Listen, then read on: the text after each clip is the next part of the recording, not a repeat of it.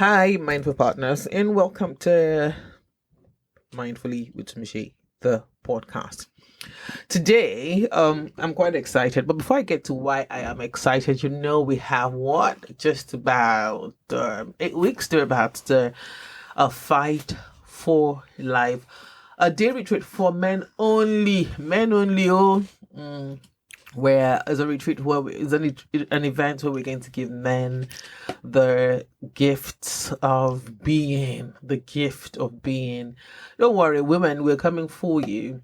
Mindfully Tumishe is resolute on this campaign to making sure that we understand that the good and the bad work together for the good of everything, and we have to begin to give ourselves tools to be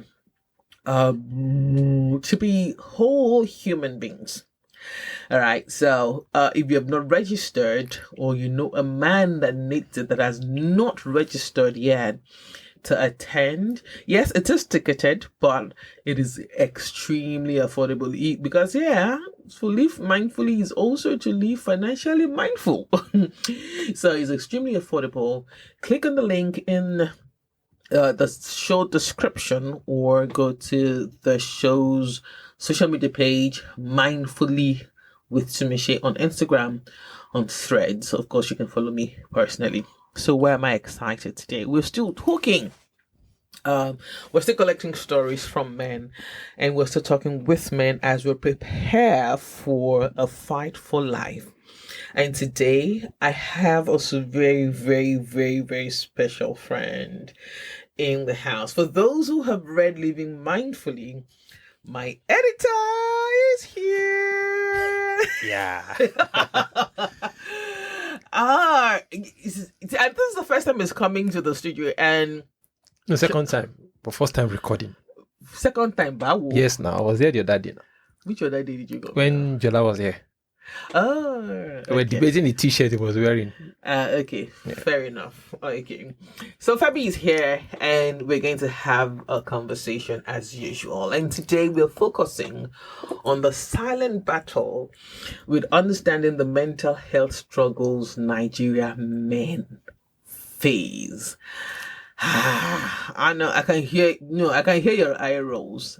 But to me, why are you going on and on and on? Maybe through this conversation, we'll know why you're going. I am going on and on, but it is about Femi today. I'm just going to be asking questions, and he talks. So, you guys. God help me. You guys be ready.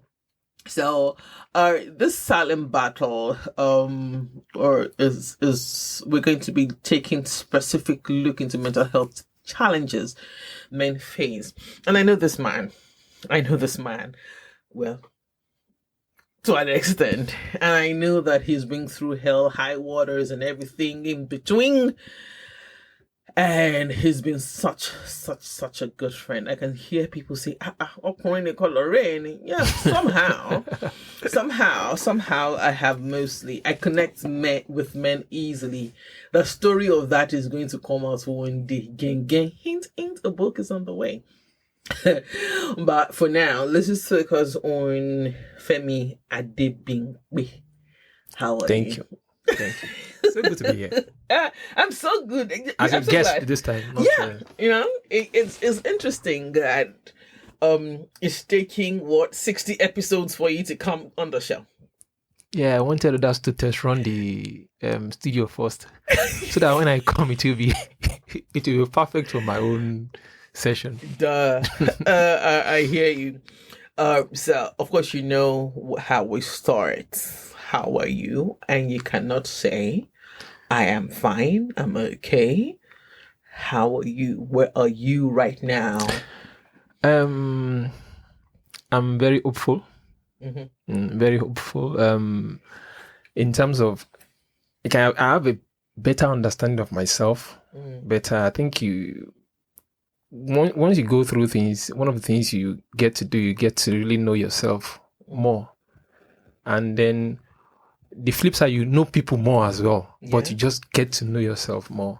And then I also feel that, and we've talked about it, we talk about it all the time, that, the flip side to that kind of experience is that you are in a position where whatever weakness you've had, whatever experience you've shared that is not pleasant, you can use it to help others too. There is a portion of the scripture that says that God gives us comfort, so that not because we want to be comfortable, I'm paraphrasing, but to help those who are in discomfort as well. And we can comfort with the comfort that you are being comforted. Yes.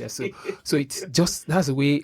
Once I add that worldview, it's easier to deal with whatever issue that needed to be dealt with. One of my friends recently went through something, and I just realized I was the one he kept calling. He just kept calling, just saying, this was going on. I said, guys. So in fact, the day I knew there was a problem, he said, you know what? Because he outlined so many things. He said, do you know that he's a Christian? He said, if it's easy to commit suicide, and I will not go to hell or anything, I will have done it. Wow. So once he said that, I told him, you know what? In fact, they were like, when you go through something, there was like different blocks along the way. I said, no, this is how you knock it out, forget it. Because I had gone through like same thing. I said, no, this one, forget this one. He was worried about friends. I said, come, you go through this experience, you are going to lose friends. So you have to be okay with that. Just forget that you're going to lose people, and I said it's part of the package. So I was now you call me and say, thank you. Like I say, look, there's nothing to see there, because people have gone through this thing. All right, in this phase of you knowing yourself better and knowing people better, of these two, which of them has saved you the most? And knowing yourself better, really. And I think it's just that, you see, I think both of them combining. As a Christian, you know God better. You read scriptures differently, you pray differently. One of the personal, I'm going to narrate a couple of personal experiences I have. When I had some issue, and I called on my friend. On the outside, he was doing okay. I just called him, hey guy, this was going on. And someone told me in I esteem. Initially, he was not picking my call. So one day I said, why have you not picked my call? So this guy on the outside, I don't want to give too many hints because he's like a leader in the industry where he was going through his own struggles. And I said, this was going. I said, what? But I saw you granting interviews, and I said, no, this is what's going on. I said, wow. So it was, I remember my conversation with, just go back to your question. I remember I got to know people more, know yourself. Then you now knew God. He now said something. He said he wasn't praying the way he was praying before, because he had done everything that he could do. He had gone to this church. He had gone to the mountain. He had come down to the valley. He has been everywhere. He now said he now really have to now find a tailor-made approach for him which is something I did as well. I had to start making adjustments here and there. This is what I'd believed for some time, but this is the way to go now. So I knew myself. I also knew God. I also knew people. One of my favorite scripture person to study during that period was Job, and I think I shared that thing, that revelation. Look, it's not so much about all those things, but how the people who were Job's friends had already, analyzed Job's life, told him what he was supposed to do. What they were saying was just markedly different from what God was saying. So Job had a perspective, his friend had a perspective, God had a perspective. Job knew something about himself, he now knew something about his friend, and now knew something about God. Those are the three dynamics. That's why I kept saying yourself, people, God. Once you can get that one sorted out, get your assignment, forget any other thing, does not matter. Wow. Okay. So try not to be a pastor here today, okay, Femi? I plead with thee. Okay. I know I can't take that away from you. We can't take that away from us, okay? But just so that everyone is on the same page with us. And I know for a fact that even science, let me not say science before scientists come at me. Yeah. Psychology is also saying now that people will have faith in a higher power. Find it easier to pull through mental ill health, and even mental health questions is like anxiety, the everyday ones that we see, depression and all that. people who have an anchor on a higher power tend to come out faster and more robust and more perceptive about life. This is psychology speaking, and we have chosen, I don't hide it, I'm a Christian, I follow God through Christ. We have chosen through Christ. So don't worry, we're not going to inundate you with that today, but it was something that needed to be said because of the Job reference that he made. Okay, so we're talking the silent battle of the and understanding mental health struggles Nigerian men face. I'm trying very hard here not to be extremely, informal with you and personal, but could you share a bit of your personal journey with mental health? Yeah. Okay. The ones that you are comfortable with. Yeah, the ones like I think what had happened was that I'll try and see. I don't want to get people involved, but part of it was first with family. I came from a peculiar kind of family where I had to really become like a parent to my nieces and nephew that were abandoned. They just abandoned them, they were staying. So I just had to, my place was like a sanctuary for everybody. So I just took up that responsibility that, look, if nobody's going to be a father to these people, I will. So, and in my head, it's going to be like a few years. That thing lasted over a decade, So I just had to, just had to step up. You had to just step up, get out. So things when initially it was okay, but when the burden was just, it also affected me economically, financially. So it was just, that period was not really nice at all. I also came from a background where I had become the kind of person who maybe because of my background, I wasn't a lot of people say I don't have a lot of ears around me. If I'm going to something, I can tell you. If I have economic challenge, I say, guy, I don't have this, so I tell easily, So that's happened. I also, when that detailing of that, I also felt I needed to leave where I was staying without necessarily getting another place ready. So that was the worst experience of my life. In fact, it was the worst experience of my life. There were days I was like, you just didn't know, you don't even know. I mean, I lived in a guest house for about a year. What a lot of people did not realize was that I didn't want to stay.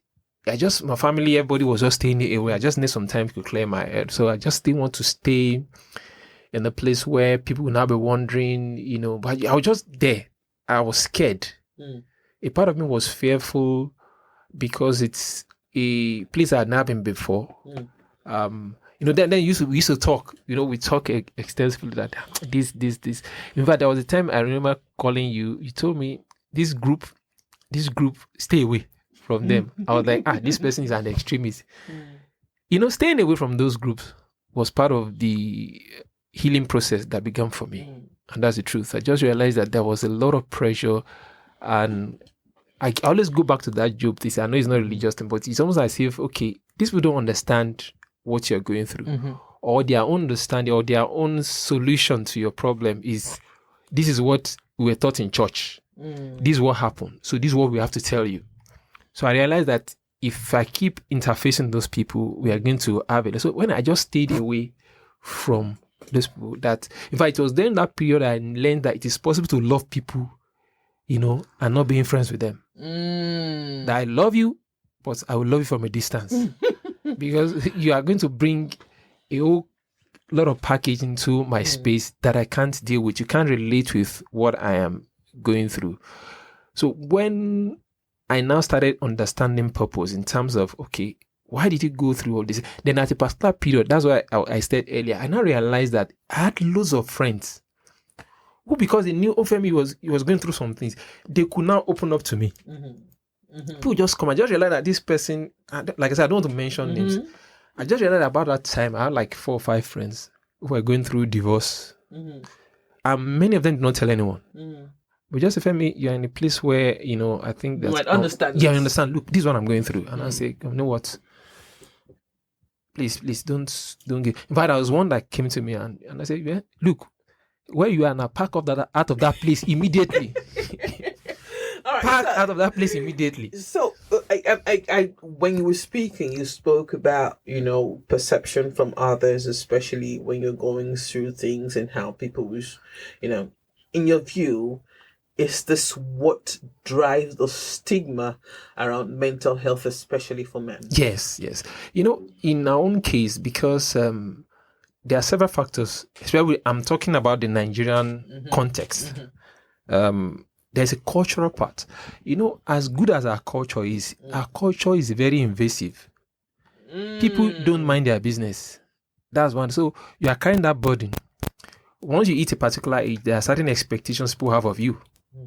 Once you marry, there are certain expectations they have of you. If you marry for a number of years and you don't have a child, people start asking questions. If you have male child, you have female child alone, you start asking questions. If you have just one child, they ask questions. So you have a lot of people trying under the guise of caring for you, because our culture is like that. It takes a village to raise a child. You have to also know the quality of the village people. If they are being chased by something, or project their own problem onto your life. So you have to be very, very careful. That is a burden. Then you now add the religious part, where people... There is a section of our religious, and I'm not speaking for one particular religion, it's a section of our religion that is devoid of empathy, where it's just like, this is what the book says now. Come on, snap out of it. Kill and share. Do you understand? Once you have that, and the cultural, it's a double whammy. It's just like this thing, and you and the person can't say anything. Nobody is willing to listen to the person. That was our experience. And I started talking to people. This my friend I mentioned in the beginning. He opened up to me. He said, "What's going on?" I'm like, okay. We had to walk through. Me, I'm not a trained therapist. In fact, I used to recommend, please go and talk to a therapist. Let them talk to you. But from my own little experience, what you are going through, people have gone through it. People have gone through worse, and they survive. But understand that this baggage, and a lot of the times it comes with all this, your willingness to drop this baggage, all this cultural burden or religious burden, that this is why you have to do this. You don't have to. You have to really take care of yourself mentally, that your mind is free of expectation of things that you should have done that you've not done. Maybe you are late, you are denied, or you are behind or anything. Don't put yourself in that mold. It's not healthy for you.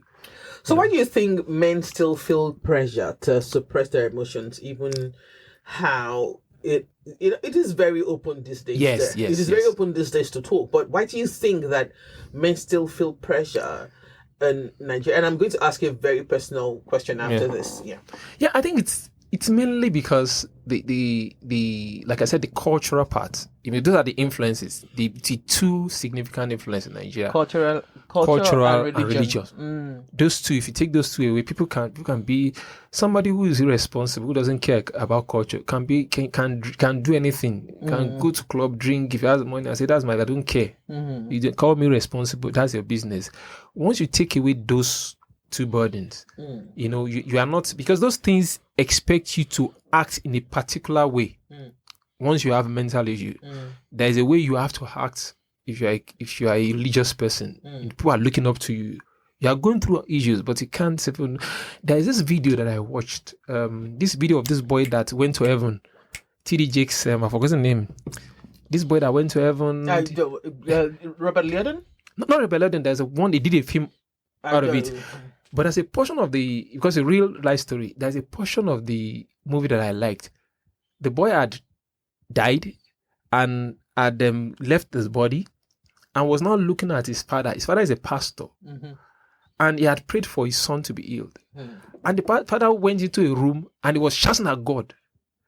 How can I be working for you? Blah, blah. He was really angry, but he didn't want anybody to see that. So when the boy came back into the body, he told his dad, say, I saw you. Say you are there, you are angry with God. So I was like, okay, how will God look down like I said, I'm a Christian, so I'm trying to use Christian perspective. How go look at this person shouting at me? The boy came up to the body anyway, but he had genuine emotion towards God. He was thinking, I don't understand, how can this happen? And I think that is what culture and religion quells, is that you must not question. I can question if I don't understand. Why is this happening? I think that release comes. That why? Okay, culture said, why should I do this? The culture says that a man marries a woman, and a lot of people are doing that questioning now. That you have to take your husband's name. Okay, I don't want to take my husband. I like my name. Is your husband okay with that? So there are a lot of areas where you have those questions, and then because this is where the discontent comes from, where the anger, the animosity, you can't say anything. Let me just do it. So once you can take away that, half of the problem is done. Wow. Half of the problem is done. Okay, so I have a question. Okay. I will ask that personal question. No, don't worry. I will ask it, but I want to be. I hope it's something like an answer. You know, an answer. I know you will not answer it. You know what to answer it. But what are the major misconceptions people have about mental health? Not ill health. Okay. Not ill health. Not that how men connect with themselves, how men connect with other people, how men connect with in their relationships. What do you think are the major misconceptions people have? I think it's the way we project strength of men. That a man's strength, for instance, is devoid of emotion. A man is not allowed to cry. A man is not supposed to be weak. A man is not supposed to be vulnerable. And to be fair to some men, like I use myself as an example, there are people you've been vulnerable with who have shown you shaggy. So instead of understanding that that's their problem, you now clamp up that in this life, vulnerable, it will not happen again. So that's a genuine cause. But I think that's people we have to show that you are strong. We've been culturally raised. There's a good part to it where a man has to take up responsibility and he has to do certain things. And for men who have knocked some of those things off their list, you have done, maybe you've given at a particular age, you must do this thing by, you are on page, they give you 10, you are on 9, you are good. There's a guy who's coming. He has like 40, 50 years of life left, but he's on stage 4. He's under a lot of pressure. And social media now even amplifies that because everybody is successful. Someone said the average age for a millionaire in America is 60 years. But Nigeria, if you have 25, you have to be yes now, because you see 30 under 30, 40 under 40, you just assume in your head that everybody is a millionaire. You're doing okay than you. So the pressure just so it takes a lot of discipline to shut those things out and say, I'm going to live my life. I want to find out my purpose. Who are the people I feel that I'm called to? If the calling I have, the purpose I have found about myself means that my net worth is not going to be more than $100 million, I'm fine. As long as I meet people, I touch lives and shape, I'm okay. I think that's critical, and it takes a lot of courage to say, man, I want to do me, and I be a blessing to humanity. And just say, okay, this is the benchmark for what a successful person is. I don't have to drive a Rolls Royce to be successful. I don't have to have a house on Banana Island to be successful. I don't have to live on the island if I don't like the neighborhood. I don't have to measure my life by the standards you've set. You set your standard, that's your life. I want to choose my own path in life. Yeah. All right. So this is the first part of the personal question. And do you think that the boy child, of course, leading to the man, and I'm connecting this to how you started your story when you said you come from a background where you had to be the father to your nieces and your nephew when they were abandoned and all that. Do you think that the boy child is properly empowered? Were you, Femi, properly empowered to be the man that I know you to be? No. The funny thing is you probably wouldn't, because let me explain my family dynamics to you so that you understand. I was raised by a single parent mom. Mm-hmm. I had 4 sisters. Okay. From 3 different men. Mm. And my dad and my mom was not married to any of those men. Okay. Later when I spoke with her, what happened? She said, well, she also had her struggles because she grew up in Akure and she went to secondary school. The day she returned from school, Mm-hmm. her dad's brother, like her own uncle, said, I'll interpret. Why are you sending a girl to school? Mm. And said that man said, hey, let her stay at home. So she said she cried and said, there's no need, you probably marry you off. So she already had that in her mind that all her children will get education, at least secondary school, though, they will get it. Mm-hmm. And she actually fought for her siblings to get educated. So by the time she came to Lagos, she came in rebellion, more or less. She was like, she wasn't going back to Akure, and she, of course, she had the first child was somewhere else, second for someone else, the third and fourth for one person. Then I came. Now the distance between myself and our firstborn, I think there's like 20-something years. Wow. So when I was a child, she would tell that this is my brother. Okay. And so that one was there. So because of that distance, and so when I came, it wasn't when I became an adult, and I realized that, look, the absence of a father mm-hmm. in the life of a boy child is very significant. Mm. Because that's the person that you practically model your life after.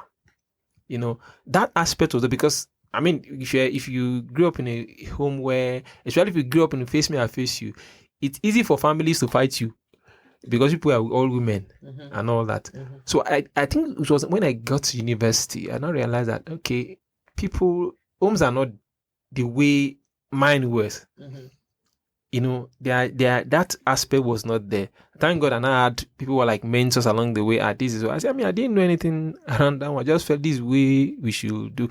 But I feel that the other thing that helped, which is why I said our culture is very invasive, is that people stepped up who were not really father figures, who were uncles, and said, no, this is what you should do now. Go do it this way, do it this way.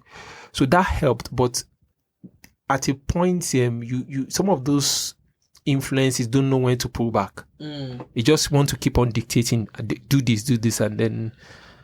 So would you say that you carried the parent wound for a bit?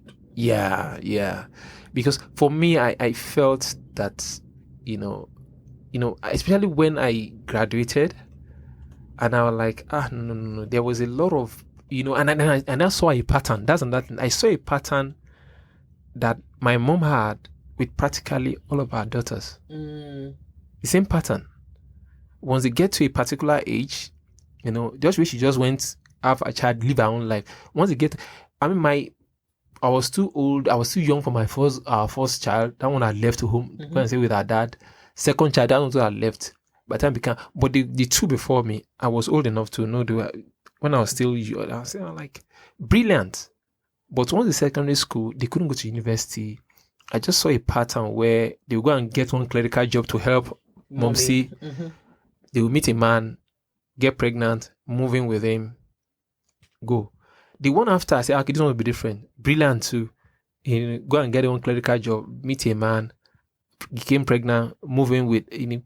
There won't be any. So when it came to my turn, I was the first who was fortunate. I was okay. I think I can go to university. I think mom's business is okay. So because secondary school, I was like, let me just finish secondary school. Let me find something to do to earn some money. But I think mom's business can fund. I discussed with her. I said, let me go and take this jam serious, because then my wife, I didn't take it serious. I said, at the end of the day, I'll go out for one job to do.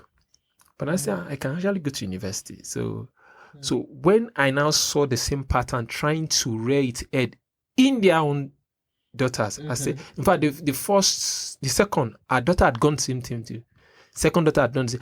The ones that said, no. I went to pack all of them. I said, come and stay here.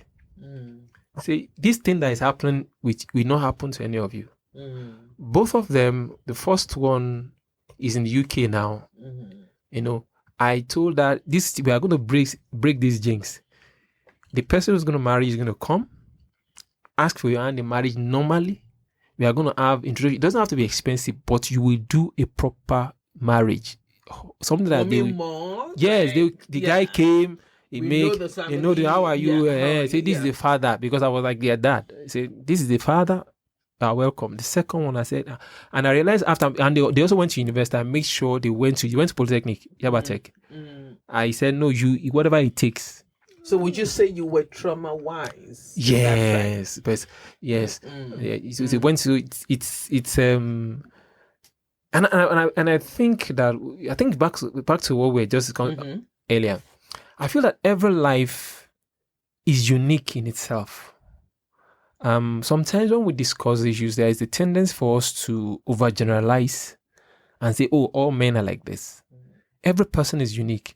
Even though we can have a plethora of options and recommendations, but just like you're peculiar. What choices have you made? If I had come from a home where those parameters were not there, I didn't need to make all the sacrifice I made. That one, I had no business making the sacrifice. So if someone, back to what I said earlier, if someone who has come from a home where everybody is like mommy, daddy, they have had like 2 or 3 generations of that thing, it's normal for them. But for us, it was a battle. So we had to just cross that line. And now those who are coming behind now understand this is a standard. So one of them now is in Yabatech. The other one say, I have to go to university. This is like the standard. This is a minimum standard in the family now. So you go from there, but you have to just do that. Thank you for doing that. Yeah. Thank you for doing that. All right, for those, because the next question I want to ask is a bit heavy. So let me just quickly segue to how Femi and I met. We met in fellowship on campus, and we just, I don't know, you were already leaving school. Yeah. No, I already left school. You already left? We had like a picnic for those who had finished in school and those who were in school. Yeah, that was for some reason we just connected, and he's just been a great friend. And I think it was because both of us could see pain from a mile away. I was this tomboy that you're looking at like, what's wrong with this girl? What's this? And guys, forget all the makeup you are seeing on social media. It was like total tomboy. And I still am very unconventional. And it was in the church setting. And I think that bursted some curiosity in you. Like, okay, who is this girl? And we've been friends ever since. It's going, what? 24, 25 years? Yeah, 20-something years now. All right. So, I'm going to move to seeking support and building resilience. Okay. And I'm going to use that. You can choose not to answer, but I'm praying that you answer. I'm going to use that early morning that I saw your status. I'm sorry. And I lost it. This was about a year ago. And it's about a year ago. It's about it's almost 2 years now. It's almost 2 years. Almost 2 years now. And I was like, okay, and I was calling you. You were not picking. Yeah. Because I knew it was your prayer time, and you were not picking. And I know because I've written goodbye letters before. I knew what it was, but I also knew Femi was not a quitter. But I knew that this was a call for help. I tried to call you, and then I, of course, reached out to Odun. And what the heavens happened that day? What had happened? Like I said, I had to stay away from everyone for a bit. Even when I was taking care of my people and just making sure this thing in my family doesn't repeat itself, there was a conscious effort where people were like, hey, you're not taking care of all the money you're not taking care of yourself, because I had school bills to pay. I had to pay for this semester. I just making this thing is not going to repeat itself in this family and all that. So along the way, I also had to move. I felt a leading to leave where I was staying. It was I just needed a change. But unfortunately, I didn't plan very well. It took me a while to really. Then when I was staying there, because I had committed myself to people who are like friends financially, I wasn't meeting up those obligations. And it was just, the pressure was just so much. So at the point in my life, I knew I needed to apologize to so many people that this is not who I am. I'm going through a thing, but I didn't know how to, I was like, this is not me. This is not me. I was like, what should I do? What should I do? So I just knew I needed to say something to everyone. Then but there was a part that I never shared, which was what broke me, because my mom was very close. As a relative that my mom was very close to, very, very close to. In fact, when my mom passed, she was more or less like everybody was looking towards like mom for us. We were very close. So it was, I just realized that while that was going through, and I knew she was the kind of person who had a lot of means to help, but she just didn't help. So I was like, why? Because for her, somebody had helped in the past, helped like somebody close to, like I said, my place was like a sanctuary for people, So I'm like, this person never helped, and I didn't know how to ask her. That I'd rather ask my friend. I know she has the resources. That this is what I need to have. I need money to do some stuff. She never really helped. So that period, week I had, when my mom died, she had said some very nasty things. Then after, like I said, Christian, I was praying.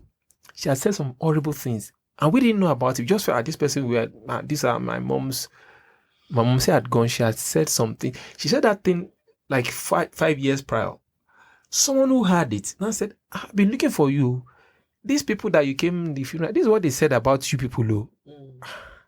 And let me just picture my mom's funeral. Let me explain so that you get the context. When mom died, I told my sisters, look, I'm the closest person. She said we should not take her home. She's buried in Lagos.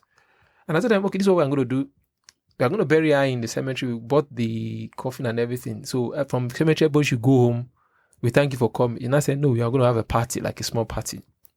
And I said, okay, fine. Now, at the party, and I did not go, you know me now. I don't miss anybody borrowing money. What we have is what we have. But I had friends. One of my friends, Kole, he's into events, decoration. I only got 2 canopy at the church with the open space. Got 2 canopy, but Bankole came and decorated it as if it was one Ikoyi. So everybody was like, how did these people get money? My niece then was like the praise and worship leader for the church. I said, I'm not doing band. He said, no, they have to set up because of her. So they set up a band to playing. That thing that was simple now became complicated. So I think one of these people were now saying yourself, making all kinds of comments that look at all these people, look at all the money. So the person now told us, this is what's going on. No, you people didn't hear this. So that really broke me. I said, I was going through all this. No support. I had financial obligation. Where I was staying then, I was still owing them some huge sums of money. I was like, I can, if I do any work, I just earn like 200, 300, it just disappear. Because you have to just, I'm like, hey. So I couldn't sleep that night. I couldn't even pray. I was like, God, what's going on? So I said, I wanted to type something inspirational.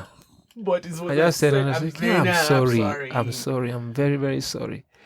So I said, I said to Michelle, I said, Michelle, I don't want to talk. Let me see. So I said, it was all this. So eventually I had to now pick call. But I think the lessons were, in fact, some other things happened after then, where I felt that people, like I said, people can respond to someone going through trauma from a purely religious, what is it? Snap out of it, those things. At that point, in fact, the most painful part was an organization I belonged to that sacrificed a lot for. There was a particular amount. Then I couldn't hold money. So I would give one of my friends, I said, just hold the money to me. Any money, because I know I was, I was walking to Michelle, and I physically felt I was going to remove my clothes and go mad. I was just walking. I was, what's going on? I'll be hearing voices in my head. I would not quote scripture and just say, stop it. I'm like, what's going on? I'm going through. So this organization that I belong to, that's we had done something. We had raised some money for A particular a particular project. We had done the project. There are people there who had said, okay, you are going through this thing, take this money. I just realized money was not enough. So I had obligation to those people. They were raised a small amount of money to do something. And the person who owns the organization called me and I said, Papa, he had sent a message to me. I didn't tell him anything, just said, son, I'm praying for you. That was Prof. Say, I'm praying for you. I said, okay. I went to share with him. I was like, in fact, I'd done the voice note like 30 minutes sent to him. I deleted it. What am I going to tell this elderly man? He said he's praying for me. He said something's wrong. Okay, he just know he's praying for me. He doesn't know what's going on. So the day I was called, someone now called me I should come around. Now accused me that the money that we had done like 5.5. They will now raise like 150 or 160. I was one that went around, collected my money. But I just had to just say, but that my friend got a room. He said, can you come? I said, guy, just for now, just let me be. Someone now, because some people are complaining that, this person is winning money from, someone now accused me that I stole that money. There's this thing that about Job I had read that the infraction he had with his friends based on understanding. I just knew how this is playing out.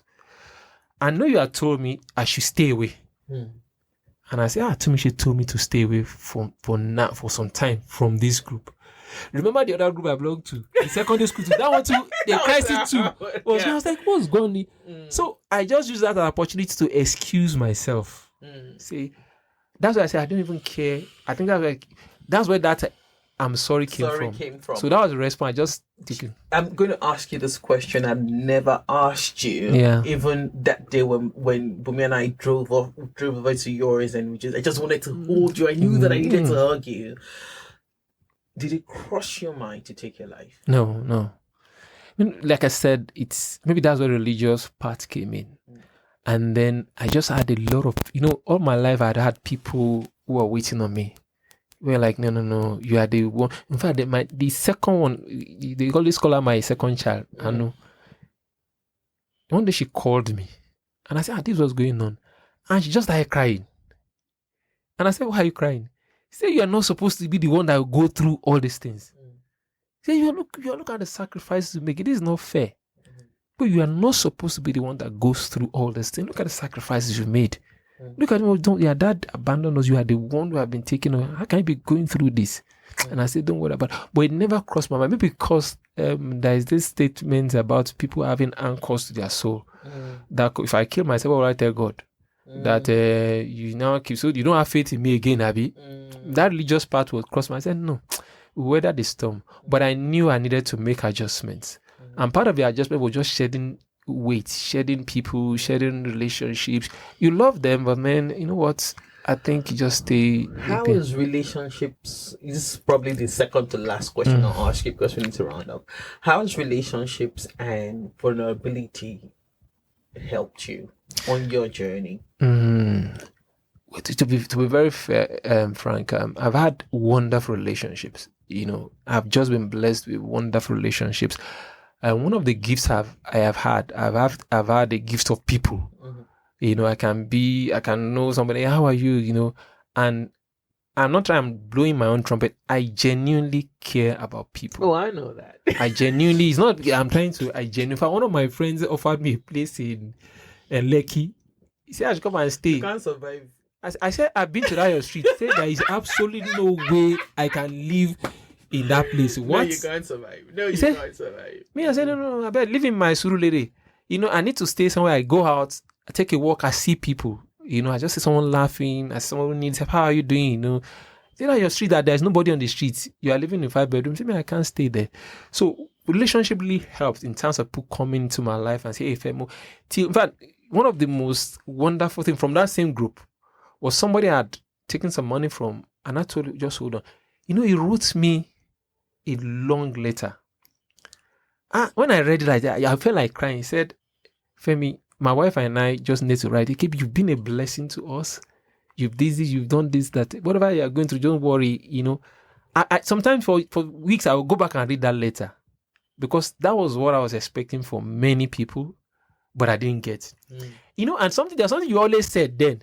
And I said, Tumishe, you know, that's why I said that you as a prophetic, you don't like hearing it. Okay, so what did I say? He said, on my birthday, he said, Femi, happy birthday to you. Then you care for others. I pray, or something like I'm paraphrasing, I pray that more people care for you the way you care for other people.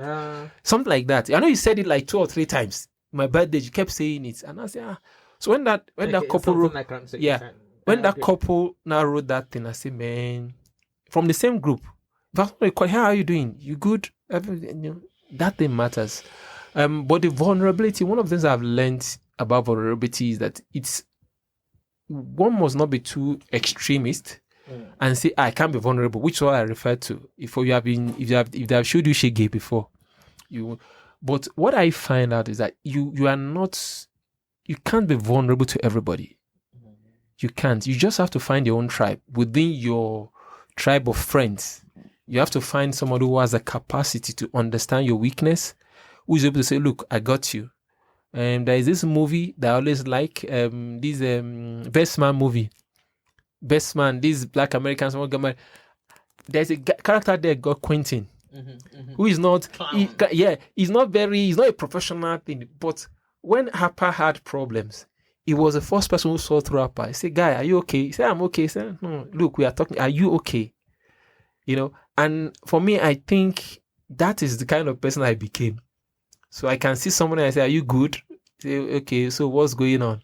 You know that Friends is low-key. Friends. Yeah. It's Friends. low-key the way I run my relationships. Yeah. Friends is low-key. Well, maybe now that I've said it, you know, people now know that's the way I run my relationships. Everybody has their quirk, and we must work towards embracing this quirk. Finally, what resources or recommendation would you offer to men who are ready to take the first step towards? Okay, if you're a man, you are listening to this, there's an event coming up in November, and I'm saying because to me she's my personal, or because I've known her for years. I really feel that every man out there, you know, you need to have an outlet.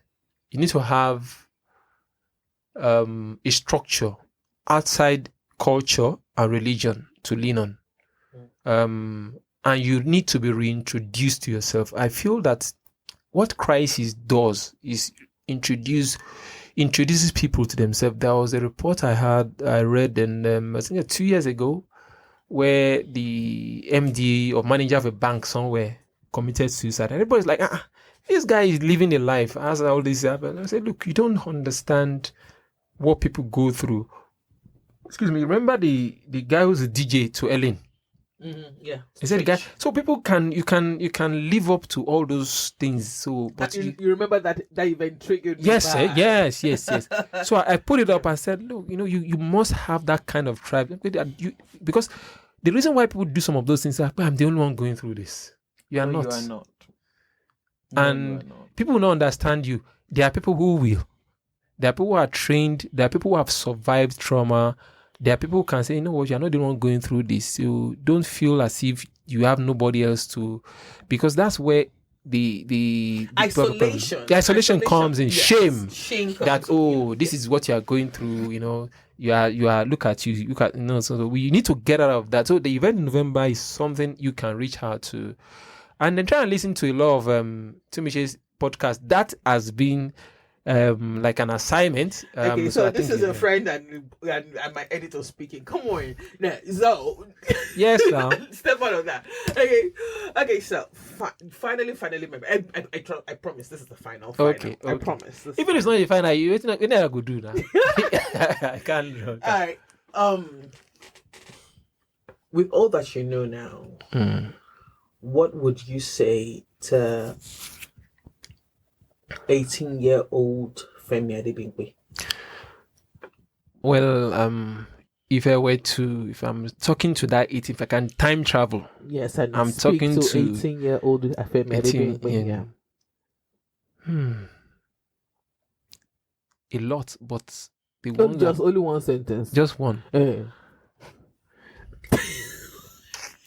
I'm trying not to say something that I want something that will really wrap up everything together. I probably would tell